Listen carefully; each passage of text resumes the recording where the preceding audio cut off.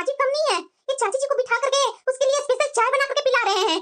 बहू, मदद करनी अच्छी बात है, पर बोलने का तरीका और जगह हमेशा सोच समझ करके चुननी चाहिए बहू। वैसे बहू, मेरी तरह तुम्हें भी गर्मी लगने लगी, स्वेटर और टोपी सब हटा दिए बहू। चाची जी गर्मी वाली बात ही की है, तो गर्मी लगेगा ही ना माजी। बहू, ऐसे गुस्सा करती है तो मुझे बिल्कुल भी नहीं अच्छा लगता है। माजी तो आप सरला चाची के सामने क्यों झुके? उन्होंने मुझे कितना बुरा भला कहा और यहाँ तक कि मेरे संस्कारों पर सवाल उठाए, जबकि वो गलत खुद है। देखो बहू, झुकने या ऊंचा होने की बात नहीं है, बात घर की मर्यादा की थी। जब वो तुम्हारे संस्कारों पर सवाल उठा रही थी तो इसका मतलब था कि उसने मेरी परवरिश और मेरी पसंद को गलत ठहराया है।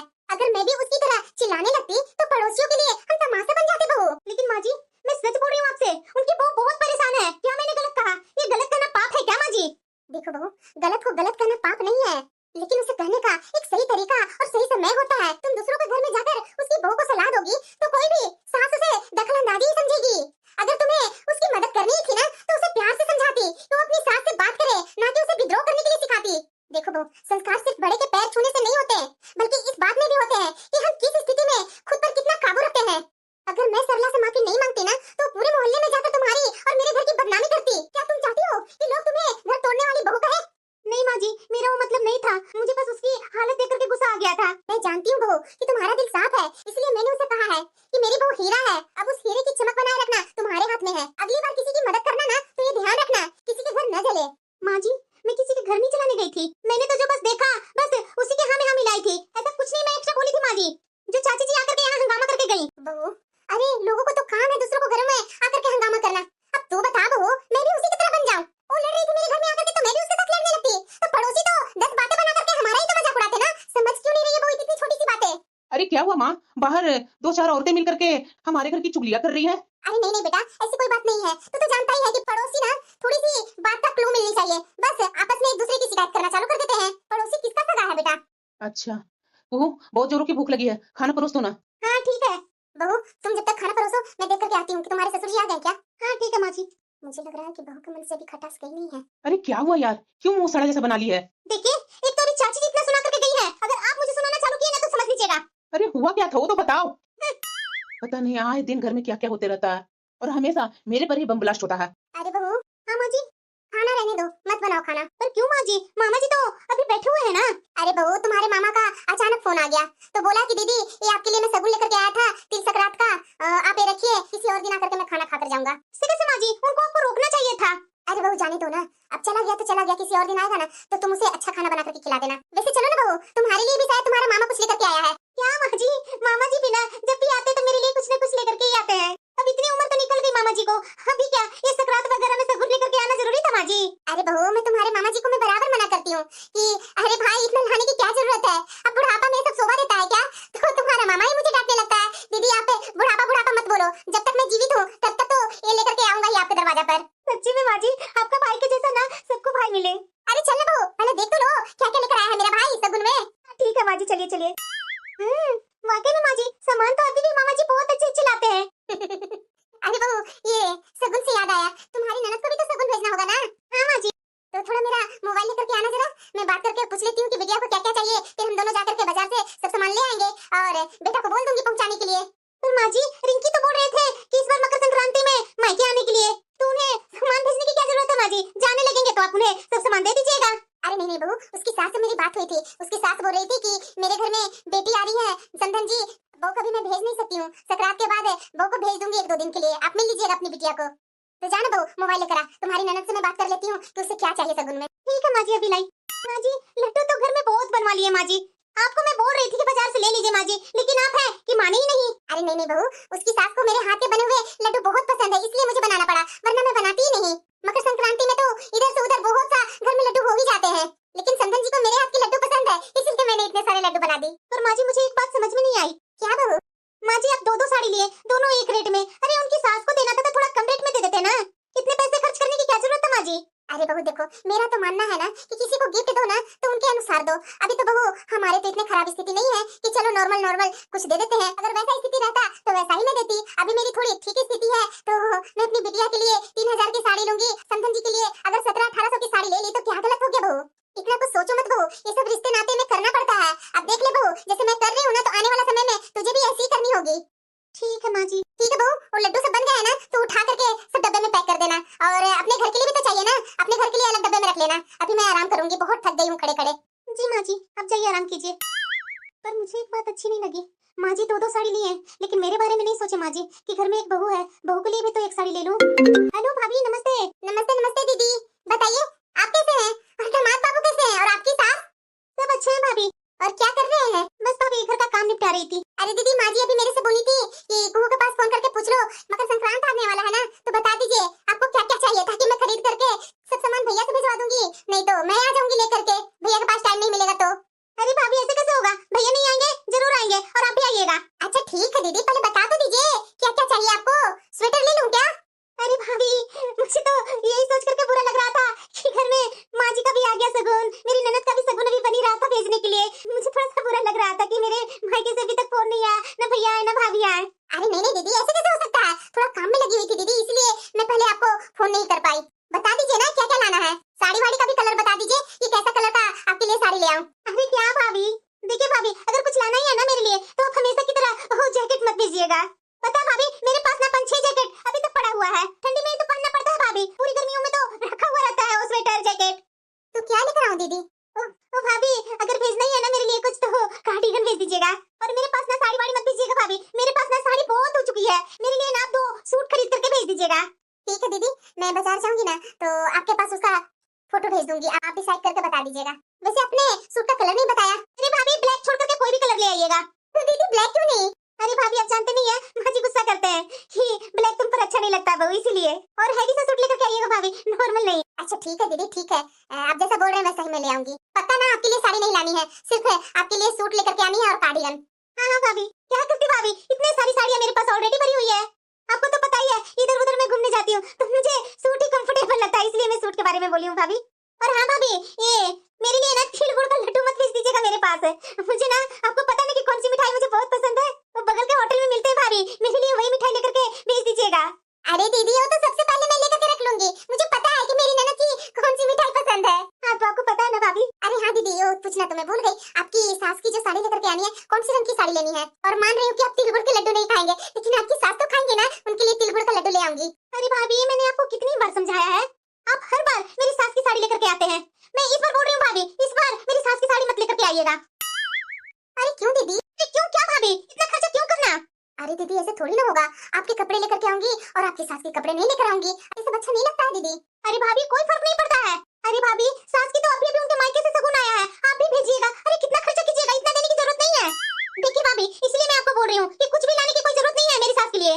अरे दीदी ऐसे कैसे? और देखिए भाभी, संक्रांति तो मेरी है ना मायके से, तो मेरे लिए लेकर के आइए ना। आपको मेरी सास के लिए लानी है ना, तो आप ऐसा कीजिए, सास के लाइएगा ना, वो मैं रख लूंगी, ठीक है? अरे दीदी ये क्या बोल रहे हैं, अच्छा नहीं लगेगा। अरे अच्छा लगेगा नहीं लगेगा वो मैं देख लूंगी भाभी, बस मैंने जो बोला है वही कीजिए। ठीक है दीदी, कर लीजिए काम, मैं आ रही हूँ, कल परसों तक आ जाऊंगी या भैया को भेज दूंगी। हाँ ठीक है भाभी। और हाँ दीदी, जब मैं कॉल करूंगी ना तो प्लीज मेरा कॉल अटेंड कर लीजिएगा, पिछले बार जैसा मत कीजिएगा। कॉल पर कॉल कर रही थी पिछले बार, आप मोबाइल पता नहीं कहाँ रखे हुए थे, मैं अपनी पसंद की कलर की साड़ी ला करके दी थी आपको। अरे भाभी, तो वो भी साड़ी तो मुझे बहुत पसंद आई थी ना, आपकी पसंद भी मुझे बहुत अच्छी लगती है। ठीक है दीदी, फोन में रखती हूँ। अरे भाभी एक मिनट सुनिए जरा। हाँ दीदी बोलिए। वो मेरे पास ना हील वाली सैंडल नहीं है, तो आएंगे ना तो हील वाले सैंडल थोड़ा लेकर के आइएगा। अच्छा ठीक है दीदी, नंबर बता दीजिएगा। अरे भाभी, आपको पता नहीं है क्या? अरे दीदी, माँ जी का साइज होता है ना आपकी। अरे नहीं भाभी, आपकी सैंडल मैं कितनी बार लेकर के आई हूँ, आपके साइज की मुझे सैंडल होती है। अरे हाँ दीदी, मैं तो भूल ही गई थी। ठीक है दीदी, मैं लेकर के आ जाऊंगी। और हाँ भाभी, ध्यान रखिएगा, ओ मेरी सास की सगुन लेकर के मत आइए, आपको जो भी लाना है ना वो मेरे लिए आप लेकर के आइएगा। और वैसे भी क्या मतलब है भाभी, कोई मतलब नहीं बनता है मेरी सास को मेरे घर से सगुन आए। अरे ठीक है दीदी। ठीक है भाभी, बाय। हाँ बाय दीदी। ये भाभी भी ना सास के लिए ले आती हूँ, सास के लिए ले आती हूँ, कैसी है। और वैसे भी माँ जी ने तो मेरे लिए कुछ लेकर आया ही नहीं, तो मैं भला अपने मायके से माँ जी को सगुन क्यों मंगवाऊं? अगर मेरे मायके से कुछ सगुन आया ना, अपनी बेटी को देकर के टाटा बाय बाय कर देंगी। अरे बहू। हाँ माँ जी।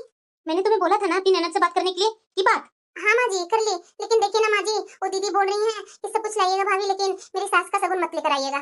अरे बहू, मेरी बिटिया भी ना गजब है, ऐसे कैसे नहीं ले जाएगी उसकी सास के लिए सगुन? वही तो मैं बोल रही हूँ माँ जी, लेकिन दीदी हैं कि बोल रही हैं कि भाभी अगर लाना है तो मेरे लिए आप ले आइएगा, लेकिन मेरी सास के लिए साड़ी मत लाइएगा। ये मेरी बिटिया भी है ना बहुत लालची है, जितना भी दे दो सामान उसे कम ही लगता है। अब बता, बहू के लिए सगुन जाएगा और सास के लिए नहीं जाएगा तो हमारे परिवार पर ही ना उंगली उठेगा। क्या सोचेंगी हमारे बारे में उसकी सास? वही तो माँ जी, मुझे भी वही लग रहा है कि दीदी के लिए सगुन लेकर के जाऊंगी या आपका बेटा से भेजूंगी और उनकी सास को सगुन में कुछ नहीं लेकर के जाऊंगी तो कितना बुरा लगेगा आंटी जी को। बहू उसकी टेंशन मत लो, मैं जैसे जैसे कहती हूँ वैसे कर। आप चल रहे हैं माँ जी बाजार कि आपके बेटे से मैं मंगवा लूं? अरे नहीं नहीं बहू, बेटा से क्या मंगवाना, वो क्या अच्छा सामान ले आएगा। हम लोग दोनों ही सास बहू जाकर के ले आएंगे। और अपने घर के लिए भी तो तिलगुड़ ज्यादा लेकर आना होगा ना, तिलगुड़ का लड्डू अपने घर के लिए भी तो बनाना होगा। 10 बार थोड़ी ना बनाते रहूंगी मैं, एक ही बार बनाकर रख दूंगी। अब समय ही कितना है। ठीक है माँ जी। वैसे बहू, हाँ माँ जी। तुम्हारे मायके से इस बार शगुन नहीं आया? पता नहीं माँ जी, हर बार तो माँ भेज देती थी, अभी समय है ना माँ जी, शायद बाद में भी भेज सकती है। अच्छा ठीक है, कोई बात नहीं बहू, उदास होने की तुझे कोई जरूरत नहीं है। और इतना बार बार मायके से शगुन आना जरूरी है क्या? इतना उम्र तो हो गया तुम्हारे शादी का, रहने दो, ज्यादा सोचो मत। साड़ी चाहिए क्या तुझे? नहीं माँ जी, वो तीज में तो आपका बेटा ला करके दी ही थे, और फिर दिवाली में भी लाए थे, अभी है मेरे पास साड़ियाँ। अच्छा ठीक है, चलो काम कर लेते हैं। नहीं, अगर बहू के मायके से साड़ी नहीं आएगी ना, तो बहू के लिए एक साड़ी मैं खरीद दूंगी। इस रात पर बहू का मुंह उदास रहेगा तो मुझे अच्छा नहीं लगेगा। अरे बहू क्या कर रही है, थोड़ा चाय बना कर ले आना। हाँ माँ जी, अभी ला रही हूँ बनाकर। पर माँ जी, मुझे आपसे कुछ बात करनी है। हाँ बोलो। ओ मकर संक्रांति आ रही है ना माँ जी, तो मेरी भाभी का फोन आया था। वो मकर संक्रांति का सारा सामान कर लेकर के आ रही है भाभी। हाँ तो क्या हुआ बहू? तो मैं सोच रही थी ना माँ जी कि मैं खाने में क्या बनाऊं, भाभी के लिए कुछ स्पेशल बना देती तो शायद उन्हें अच्छा लगता। अरे वो तो कुछ भी बना लो ना, तुम्हारी भाभी को क्या पसंद है क्या नहीं पसंद है। वैसे तुम्हारे भाई नहीं आएंगे? अरे नहीं माँ जी, मुझे भैया पर भरोसा नहीं है। वो पिछले बार भी ऐसे ही बोले थे कि मैं आऊंगा आऊंगा, और भाभी को भेज दिए थे। मुझे इस बार भी लग रहा है कि वो भाभी को ही भेज देंगे। अरे बहू, तो तुम्हारी भाभी का जो पसंद है वो बना लो। माँ जी, भाभी को तो मूंग दाल का हलवा बहुत पसंद है, मसाला पनीर। और वैसे भी माँ जी, आप तो मूंग दाल का हलवा बहुत ही अच्छा बनाते हैं, मेरे से भी अच्छा। तो आप ऐसा कीजिए ना माँ जी कि आप मूंग दाल का हलवा बना देते हैं। अरे हाँ वो बना दूंगी, लेकिन मेरे लिए भी एक कप चाय बना कर ले आ, मैं चाय पी करके उसके बाद बना दूंगी। और तू मसाला पनीर बना लेना। हाँ ठीक है माँ जी, आप बैठिए, मैं आपके लिए कड़क चाय बना कर लाती हूँ। हाँ ठीक है बहू, ठंडी में तो चाय पीने का अलग ही स्वाद है। चलो बहू, ये रहा तुम्हारा मूंग दाल का हलवा, और बाकी तुम कर लो। जी माँ जी। नमस्ते आंटी जी। अरे बहू आ गई, नमस्ते नमस्ते, कैसी हो? मैं तो अच्छी हूँ आंटी। और कुहू दीदी क्या कर रही हैं? अरे बहू थोड़ा किचन में काम था तो किचन में लगी हुई है, बैठो ना बहू। जी आंटी जी। और बताओ बहू, बच्चे वगैरह सब कैसे हैं? घर में तुम्हारी सास ससुर कैसे हैं? सब अच्छे हैं आंटी जी। और आंटी जी क्या है ना कि कुहू दीदी के लिए मकर संक्रांति का शगुन लेकर के आई हूँ। अच्छा, वैसे भी बहू ये सब लाने की क्या जरूरत थी, कितना उम्र तक ये सब लेकर के आएगी बहू? अरे आंटी जी, जब तक भाई भाभी जिंदा है तब तक लेते आएंगे, बाहर का कौन देता है आंटी जी। अरे बहू कहाँ गई, देखो तुम्हारी भाभी आई है। अरे माँ जी, भाभी आई है तो अंदर भेज दीजिए ना। अरे नहीं दीदी, आप बाहर तो आइए ना, अभी सब तो बाहर ही है, आइए आप भी बाहर। आजा बहू आजा, देखो तुम्हारी भाभी बुला रही है, फिर उसके बाद चले जाना अंदर। अरे क्या भाभी, आप भी ना। नमस्ते भाभी। नमस्ते दीदी नमस्ते। आपके लिए तैयारी कर रही थी भाभी मैं। कैसी है भाभी आप? अच्छे से आना हुआ ना? भैया तो आए नहीं। अरे दीदी मैं अच्छे से ही आई हूँ, आप जानते ही हैं कि भैया जो बोलते हैं वो थोड़ी ना करते हैं, वो तुरंत बोल रहे हैं कि अरे पूनम तू ही चली जा मेरी बहन के पास, मेरे पास तो टाइम नहीं है, वो आ गया अर्जेंट फोन मीटिंग के लिए, तो उनको जाना पड़ा। वैसे दीदी आप तो बहुत पतली हो गई हैं। आंटी जी, दीदी को आप खाना नहीं देते हैं?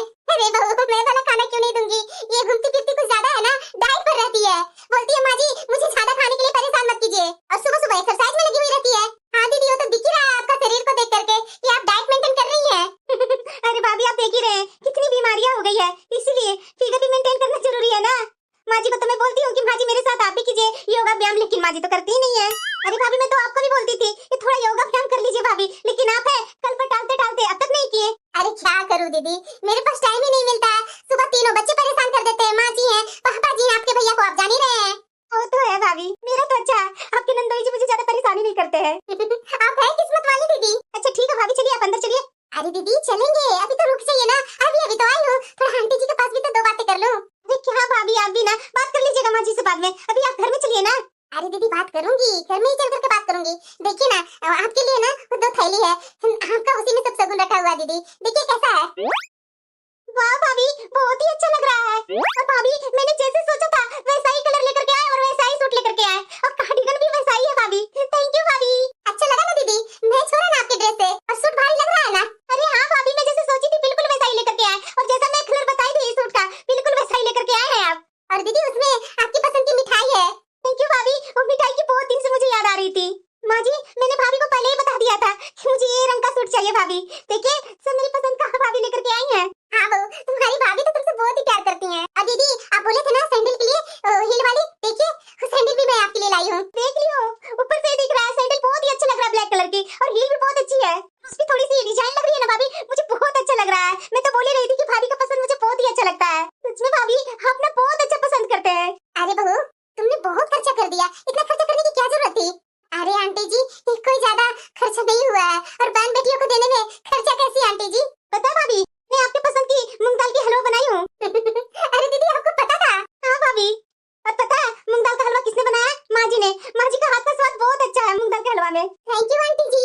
अरे बहू थैंक यू की क्या बात है, कभी कभी तो तुम आती हो, इतना मैं तुम्हारे लिए नहीं कर सकती हूँ। हाँ आंटी जी मुझे याद है, पिछली बार मैं आई थी ना तो आपने ही शायद मूंग दाल का हलवा बनाए थे, दीदी शायद बाजार चली गई थी। अरे हाँ बहू, इसलिए तो तुम्हारी ननद को याद था तो बोली कि माँ जी आप मूंग दाल का हलवा बहुत अच्छा बनाते हैं, तो मेरे से ही बनवाई। बहू मैं बहुत खुश हूँ तुम आज यहाँ आई तो। आंटी जी मुझे भी बहुत अच्छा लगा आकर। अरे भाभी चलिए ना अंदर, और मूंग दाल की हलवा ठंडी हो जाएगी भाभी। अरे चलेंगे दीदी चलेंगे, रुकिए ना। और ये लीजिए आंटी जी, ये आपके लिए। अरे बहू ये मेरे लिए किस लिए? ये तो बहन बेटियों का शगुन होता है, मैं तो सास बहू।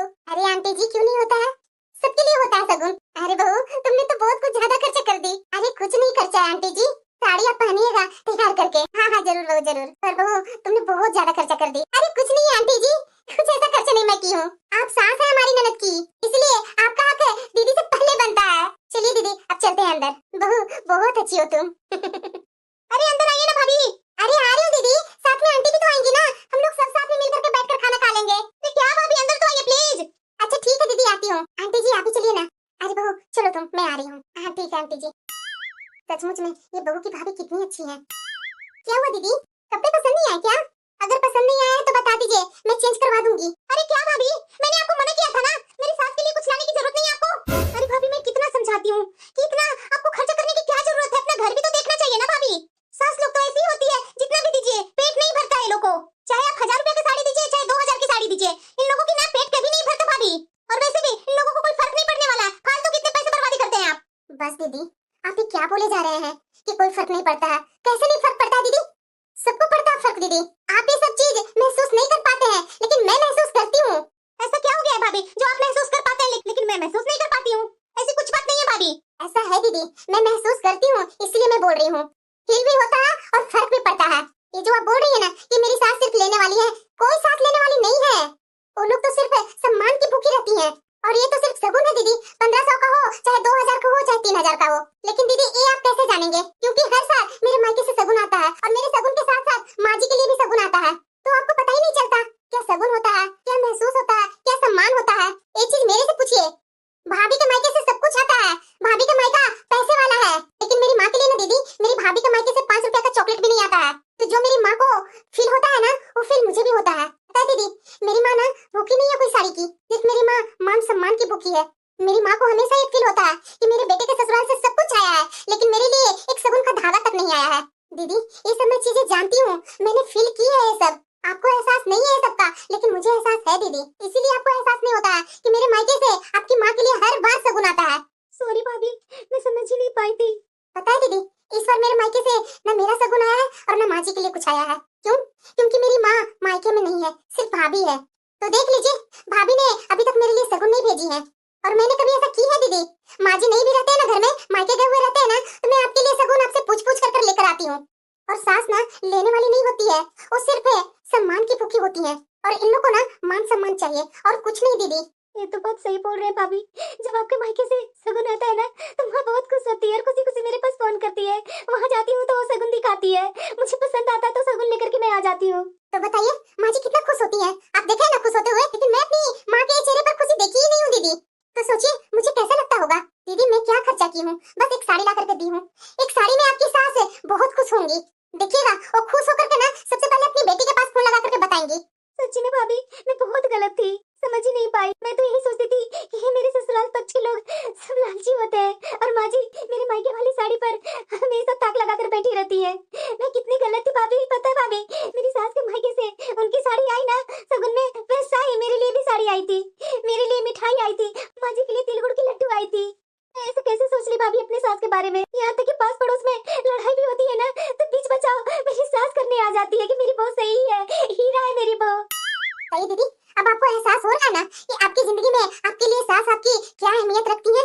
अगर मैं आपके कहने पर ये शगुन नहीं लेकर के आती तो सोचिए आज आपकी सास को क्या लगता। मैं ये बात माँ जी से बोली थी तो माँ जी ने खुद बोले कि नहीं बहू, मेरी बिटिया तो नादान है, उसे अक्ल नहीं है, उसे जो बोलना है उसे बोलने दो, लेकिन मैं तो अपनी तरफ से उसकी सास को शगुन दे करके ही रहूंगी। उन्होंने ही आपकी सास के लिए साड़ी पसंद की है। बताइए दीदी, अगर मैं नहीं लाती उन्हें फर्क क्यों नहीं पड़ता? उनका मायका से आपके लिए शगुन आया और बताइए आपके मायके से उनके लिए शगुन नहीं आता तो कितना बुरा लगता, कितना फर्क पड़ता उनको। बताइए, छोटी छोटी बात ना दीदी जिंदगी में गांठें बनने लगती है। ओ गांठें कब पहाड़ के रूप ले लेती है हमें पता ही नहीं चलता है।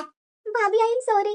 आपने बहुत अच्छा किया कि मेरी सास के लिए सगुन लेकर के आए। सच में भाभी वो कितना खुश हुए होंगे। पूछिएगा दीदी अपनी सास से तो उन्हें कैसा लगा होगा। अब चलिए खाना लगाइए और अपनी सास को भी आवाज लगाइए, बताइए मेरे लिए वो बेचारी मूंग दाल की हलवा बनाए। कोई सास अपनी बहू के भाभी के लिए इतना कुछ करती है क्या दीदी, जो आपकी सास इतना मेरे लिए करती है, बहू के मायके के परिवार के लिए इतना कुछ करती है। बताइए आप तो बहुत सौभाग्य वाली हैं दीदी, जो आपका इतना अच्छा ससुराल मिला है, उसका कद्र कीजिए दीदी। हाँ भाभी, मुझे अब समझ में आ गया। अब मुझे एहसास है भाभी, आगे से वैसे गलती नहीं करूंगी।